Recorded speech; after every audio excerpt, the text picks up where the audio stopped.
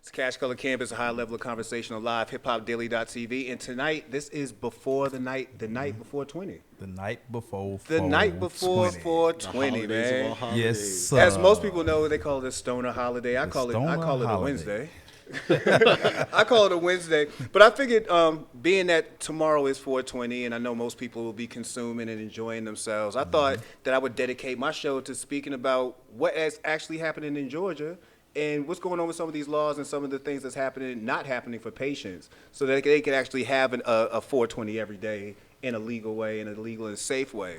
So I thought the best way to have that conversation is bring out some people who could actually speak about that. And my guest tonight, my man Chris Brown, National Director for the National Cannabis Party, and Hunter Knight with Legalize Georgia are here to discuss some of these issues tonight, man. So first off, thank you, brothers, for coming through tonight. Thanks for having me, brother. Thank you. No problem. And before I actually get started, thank you for the vendors tonight, Black Mountain. Thank you to Best Dirty Lemonade. Make sure y'all shop with them after we're done with the show. And of course, give a shout out to Wizard Craig, man. Craig kept the vibe going tonight. Yes, sir. And he did a drop. That's what's up. That's a DJ. That's a real DJ. That's a real DJ. All right, so yeah, like I said, man, tonight I want to discuss the Georgia MMJ program, or what's not happening with the Georgia MMJ program right now. I want to discuss the GMCC because I've been looking at the people who are on the board of making the license decisions, and I'm like, they don't look a whole lot like this room. Like, you know what I'm saying? Right, and thanks to Brian Kemp, it looks a lot less like it. You know what I'm saying? like after this afternoon. But let's get into that, man. So tonight's topic is about the state of Georgia's medical marijuana program. As of right now, the program is stalled due to lawsuits and just gridlock amongst the politicians. First off, from you two, how did you feel when you first heard that MMJ bill was actually getting introduced here in the state of Georgia, and what were your first reactions? Oh man, for me, I was on the ground and I was hearing about it, so it wasn't a big deal, because most people gonna consume. But as I got in 2017, I got more involved, understanding the medical aspect of it and the patient aspect of it. It's like, oh wow! And so we know in 2017 also we got the decriminalization of cannabis in Atlanta, so it became more of a big deal. So it was just the start of where we started. To progress even more forward here in Georgia. Yeah. What about you, Hunter? Where was you at when this happened? That's a good question. Honestly, it's definitely a good step in the right direction. I've been on the ground with this movement essentially since I was 18. I remember going to lobby day with Peachtree Normal. The fact that we are having this conversation, we are starting to set up that framework. It's a great step, but honestly, I don't think it's a further step enough. There's still so much to be done to make sure that we're getting back from this legalization process, and I'm just not seeing it. So honestly, I'm not too happy for it. I want legalization. I want us owner dispensaries. I want all that. I think just getting a little bit of oil is just not enough. I just want to go get some right now. Absolutely. Yes, sir. And that's a holdup right now, because they actually did issue licenses, as we know, we've all been paying attention. They did issue licenses, but the minute they issue licenses, again, we had a huge halt happen real quick. So as we move into that conversation, speak to us about the licenses. You know what I mean? Like we do know that the first 6 were already issued out, and then right afterwards we started seeing lawsuits. What were your initial reactions when we first heard that they were actually going to be six companies being able to actually activate and operate grows and dispensaries? But that's some bull. Man, let me get started on this one because, man, 6 Georgia? Yeah. Come on now. I think that, I looked at the actual companies that are being allotted these licenses and whatnot. We got True Leave, the husband of the CEO. I was going to say. Literally convicted for public corruption in Florida. Yep. I believe we have Georgia. I got to check the name on my phone real quick. But there's another organization or company, rather, that did have a movement in Massachusetts to get dispensaries. And one of their business partners was charged with bribing one of the mayors of the city of Massachusetts. So, and that's just 2 of them. Yeah. These are the faces of the people who are getting that first step. Yeah. And what does that say for everyone else who wants to get in there as well? Yeah. The bidding process, I just think, is super unfair. Yeah. Hopefully, everybody is taking note and going to get their stuff together. That was one of the biggest situations is us not having our stuff together. We always a day late, dollar short. So hopefully, while people are out there watching what's going on, that people are actually preparing to participate. Yeah. Hopefully they are. You know what I'm saying? Because we speak often on the show about how important it is for you to participate, not just in elections overall, but in local elections. Like these people are putting these people into place, the people who are not voting for, such as the local senators, the city council people. These are the people who are putting these people into place. And when I say these people, I'm talking about initially right now about the GMCC. Again, you talk about a group of people who, when you look at the list of people and you go on their website, there's legitimately one black person. And everybody else, keyword was, because Brian Kemp actually swapped him out this morning in hopes of what he says jump-starting the program. But the initially, when I looked at the group of people who were even picking the licenses, that didn't reflect what I see in Georgia at all. Like, did you feel the same way? Absolutely. You talking about the 3 people that came from the governor and the 2 people that came from the lieutenant governor? Let's talk about what were they even their qualifications. I was like, I'm qualified if that's the case. Hey man, I think that anybody that's too willing to serve in a capacity will be qualified. Yeah, it's about the processes that we knew. We knew very early on there was going to be lawsuits. You know what I mean? Places like Georgia and other states, you know what I mean, anticipated lawsuits coming in. But to the measure of some of the lawsuits, like the redaction of a lot, and I get it, but you know what I mean, there's certain things that's open up to open records, and they're saying the whole package. The whole package redacted. So that lets you know something right there. Yeah, you know, I got to give a little bit of respect to Mike Powell, the representative from Hartwell. He did that. He pushed that bill to make it more transparent, to make that process a lot more visible to the public. But again, you know, I can't be giving people props for doing the bare minimum. Man, I'm going back to the 10. We had 10 licenses. You know what I mean? I'm talking about I was there when we had 10 licenses before it was 6. So you know, I'm still feeling some type of way about that, and I'm feeling some type of way because 2022 was the year for minority participation review. You know, so that kind of pushed everything. It stalled out everything, pushing back. But I think that some people gonna do the right thing. That's what I think. I think some people gonna stand up and say, you know what, that ain't right.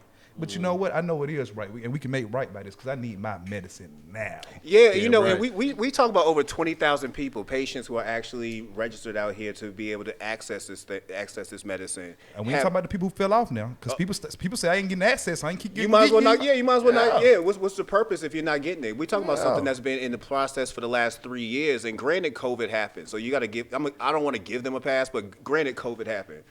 But this is 3 years now. Even more, I need my medicine because COVID. I mean, they were saying that COVID, you know, it might protect your respiratory system. No. So what we did know with COVID is COVID gave us the research that we needed to know what we already knew. Yeah, is that this has medicinal value. Absolutely, it's been researched. Yeah, and it actually is treatable by the same pandemic, by this COVID-19 and all these other variants and different things that we need to be researching. So that's very important that now that we understand that it's now essential and now there's research to back it up and that we should continue to research. So I think that Georgia should actually look at, we have 2 institutions here that are doing research. We should expand that research. I think we should expand human consumption.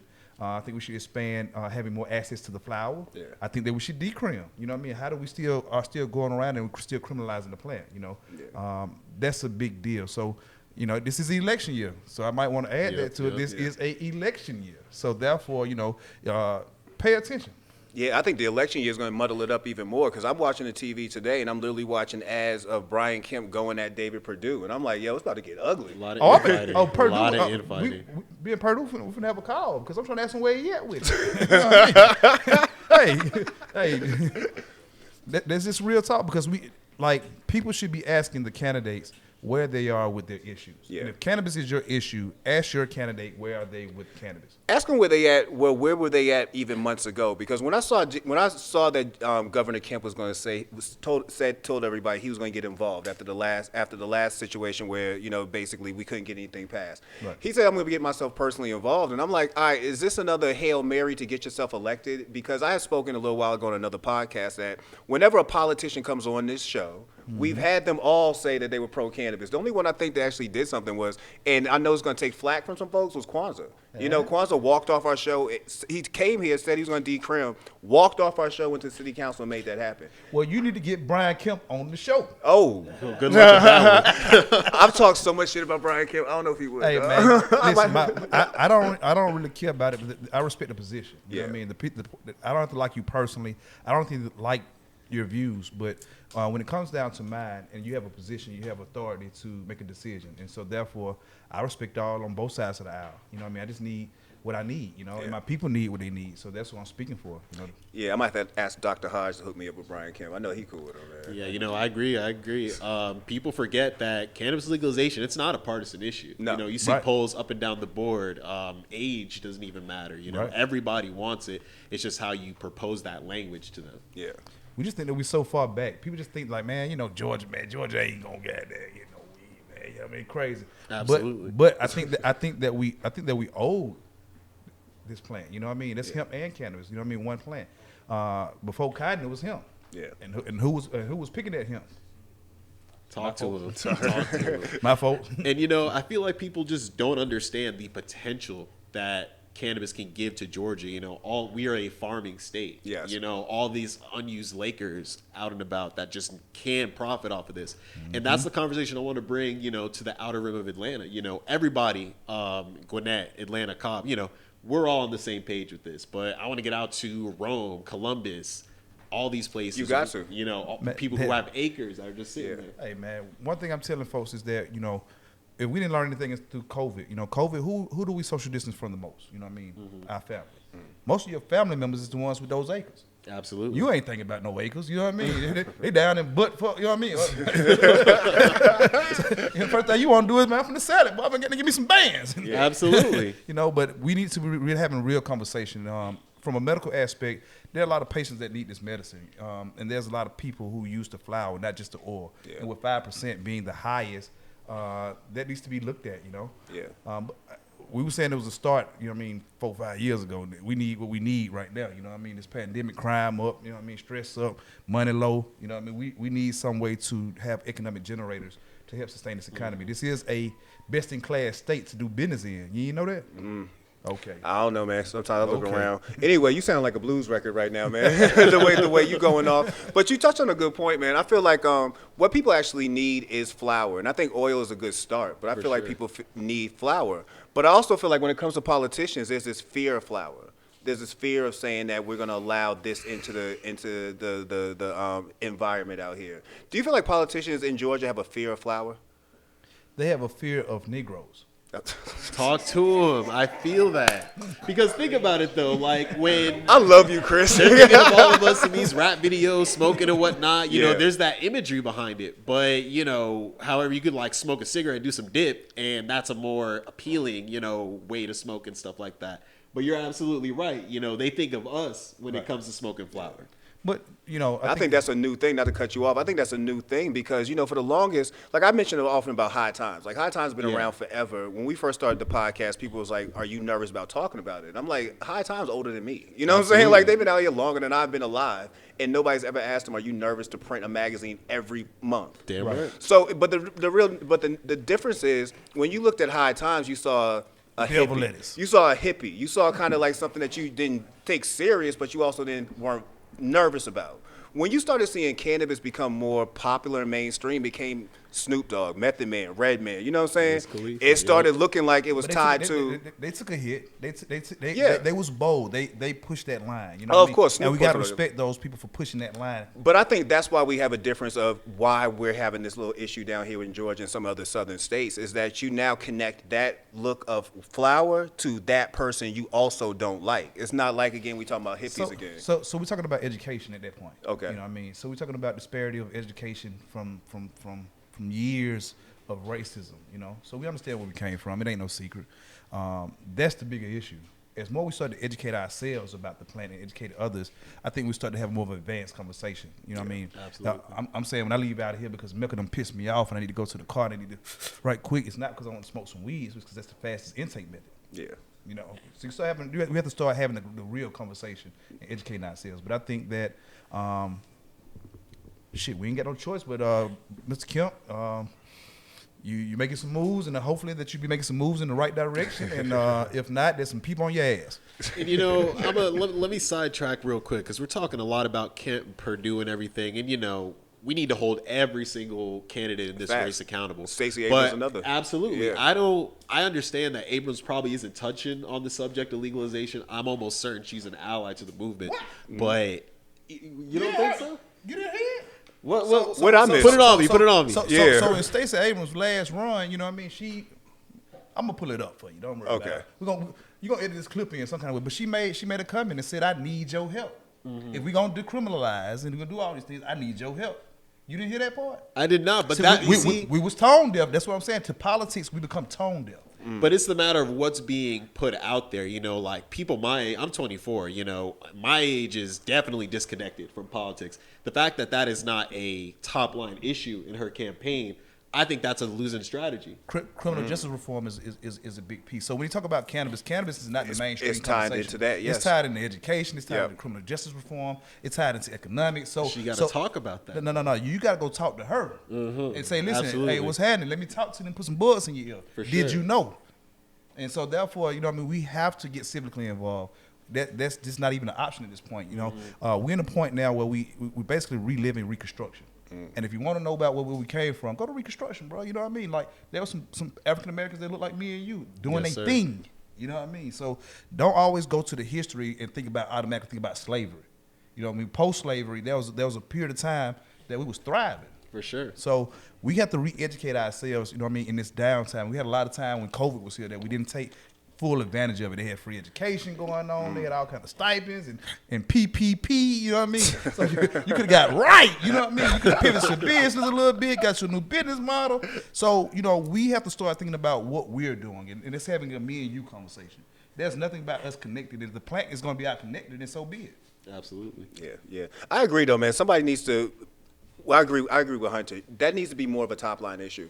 And at this moment, it keeps being some scary thing that you don't really want to throw your whole weight behind. And it goes back again to how you look at cannabis. Like, are we still looking at this as a novelty? Or are you looking at it from the broader picture of this is becoming a massive, massive business? And looking at right now, Georgia's missing out on this massive business. Absolutely. And I think we're failing by not setting up that infrastructure. We're seeing all these movements federally that are coming. You know, I was just talking to the brother about the MORE Act.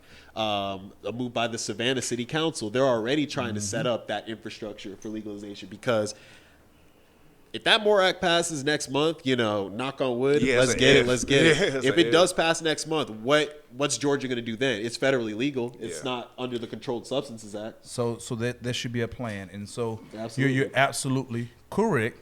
I think that we've been in the hype of just saying, man, God, please let it pass.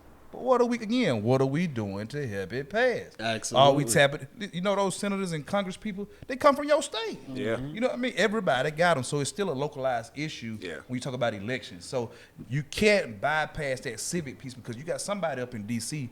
that's riding with you or supposed to be having your best interests at heart. So I just told them that in my name. I ain't talking about that. I'm talking about this other stuff. Let's circle back real quick, though, man, because right now there are lawsuits happening over the licenses and who was awarded and who wasn't. Do you feel like these lawsuits are actually helping the situation or hurting the situation? And when I say hurting the situation, meaning prolonging what should just be happening already. Integrity matters. Okay. So I'm going to say that, first and foremost.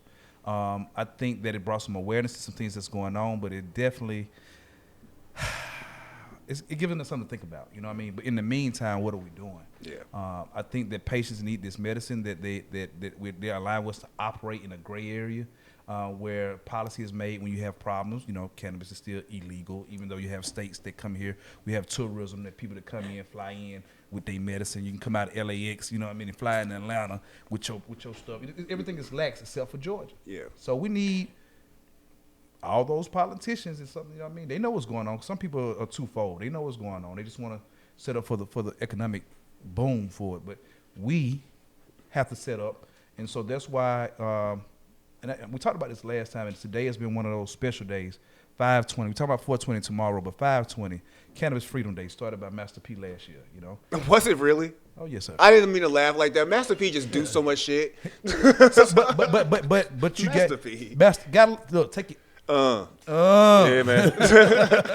So 5/20, we're talking about joining the movement in 5/20 here in Atlanta with Cannabis Freedom Day march and rally. So I actually talked to some people today about starting a stakeholder group. again, it came from an idea of saying, listen, man, this is all for the right reasons. And, you know what I mean? So I got some good people that was on my line today, like, listen, Chris, let's go. Let's get it. I got some people, some civic organizations saying, hey, whatever you're doing, let us know. We with it. So 5/20, we starting to plan this marching rally for next year. Got some MSOs on the line, you know what I mean? Because we talk about cannabis reinvestment. There are multi-state operators that operate all through this country, right? Well, there's people who are scared of them letters, boy. But MSO. Yeah, and you're right. Yeah, and so man. what I said is, you know what? I ain't scared. And so therefore, if you getting all this money, fuck with us. So you know what I mean. So just for the National Cannabis Party, we dropped the Cannabis Reinvestment Act in New York probably about a week ago with Senator Sanders. So you know what I mean. We're making some great moves, and you know what I mean. In how we're moving in other states is going to set how policy is set across this country. It's going to influence also what federal legalization can look like. And so if you're scared of MSOs, you know what I mean. How many people get them licensed as MSOs? I mean, Truly is one of them, I think. Okay, so you ain't gonna ask them for no money? You gonna ask them to help us further this issue? Are they not a beneficiary of our movement that moves? No, I agree with you. I agree with you. You should be able to reach out to these companies because one, you helping. It's a win-win for both parties. You know what I mean? So it's something it's in that the you need to legislation. have. See, one thing I do respect about Truly because they were smart. See, they was on the ground. They was on the ground in the beginning of moving a lot of what we was moving in 17 and 19, and so they knew to go partner with Morehouse, but they didn't tell you that. You know what I mean? I'm sure it's probably in that redaction somewhere. But they were smart enough to go do that. If they telling you that minority participation, there's no set-asides. But we encourage you to do business with minorities, women, veterans. And if we encourage you to do that, you know what I mean, why wouldn't I go partner with an institution or a community organization or a nonprofit? Like, that's smart. That's smart, Yeah, you know smart. what I mean? It's So, smart. and it also shows that you're connected, that you're listening. Yeah. So that's why I say that when you see these things that's actually legislated this way, I'm not sure how many people I know some people who just ran in at the last minute to file for a license. You know what I mean? Some people just came in not understanding what the parameters were. You know what I mean? I know because I was getting phone calls, but I just chose to stay out of it because I knew that going through all the briefings and all the meetings, there was going to be some lawsuits. It just was going to be hands down. Now, how ugly it was going to be, I didn't know it was going to be like this, but, you know. It's kind of ugly, but, you know, hopefully we can get those 4 of the license back. You know what I mean? One thing I do know is that, you know, we had, for every 10,000 patients, they added a license. So there were certain things that were some strong points to where we were in Georgia. And it's all about being progressive in what we're doing. So we still have to get involved. I think that people like you and I and me and you have to go see some other folks down the road somewhere. You know, for people watching this podcast, tap in, you know. Absolutely. We got about 30 days before the primaries. May 24th, early voting starts May 2nd. My birthday, a real GB day. You know what I mean? And you know, it goes to 5/20. So it wasn't 5/20 when I kept saying I was putting the math together because I'm a strategist by trade. So I'm putting all these numbers together and saying, hey, you know what? 5/20 is the last day to vote. Do you know how much movement is gonna be happening? Oh, it's the AUC weekend. Everybody graduating, you know what I mean? You'll put your cap and gown on. Chris said, let's take advantage Oh, of man, this. hold on. Sure On though. Tuesday, we heading to the polls. So on 5/20, we can bring all this energy to Atlanta, Georgia, home of the civil rights movement. I like Yes, that. sir. I do like My that. guy told me this is the improvement. You know what I mean? So, hey, I couldn't help but do it and think about it. So, y'all heard it. We gonna put it down right here on CashColorCannabis. You know what I mean? A high level conversation. You already know it, man. You know, another conversation I want to get into is the controversy that's brewing over Delta 8. You know, we're saying from state to talk state about right now, a lot of, you know, there's being, especially like in Virginia was most recently, banned it. Can't have Delta 8 in your stores, can't have Delta 8, period. I was looking at that like, okay, I don't understand this whole. You go to Gwinnett, they say the same thing. Yep. It goes back to the fear of flower. Like, I don't understand the fear of Delta 8. What's going on here? Like, what do you feel like are some of the biggest issues that politicians are having now with Delta 8? And is it something that you're hearing from patients or hearing from the ground that people need? It's control. I don't even think it's politicians. It's law enforcement. So, you know, we make policy. The sheriff's making these moves. Well, we make policy for them to be, that's what they call law enforcement. You know what I mean? If you don't want to enforce it, then change the laws. So, therefore, you know what I mean? We leave these gray areas out here. For subjects for interpretation, and certain people, we know the sheriff is the man in the land when you go in these certain counties. You know what I mean? We got 159 counties, 159 sheriffs. 159 sheriffs say we don't want it. They told you that from the beginning. It wasn't no secret. So therefore, when you get this stuff to make these progressive moves, they're gonna say, "Hey man, the cartel coming." Yeah, they sure do. Just like that too. And honestly, like I see this pushback against Delta 8 for the simple fact that it shines a light on, I'm gonna just say it, it's the bullshit with this push against legalization. I agree. Actually, it's like it's the fact that the only reason it's on this level is because of the Farm Bill that was implemented in the Trump administration. It's just a whole loophole that it's like that's y'all side exposing all that. So they said that the child is getting too lax. We're seeing more pop-ups, more venues, and y'all smoking that reefer everywhere. Basically. We ain't having that out here in our county, and we got to find a way to get it. How can we get it? Oh, sir, there's technically a gray area here, and they have business licenses in these smoke shops. They're selling this green substance, leafy substance. I think that it's marijuana. So I think we just should shut all of it down, and we let everybody pick it up. Now I got a question. Yeah.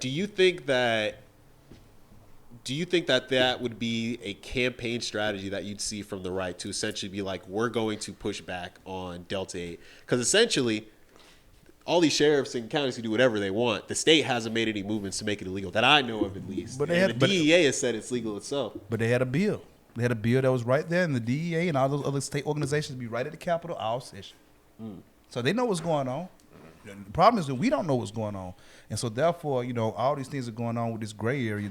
The state ain't moving on it. They're saying the feds ain't moving on it, and it's in our purview. So I was told I'm not going to call the jurisdiction, but I was talking to a chief of police.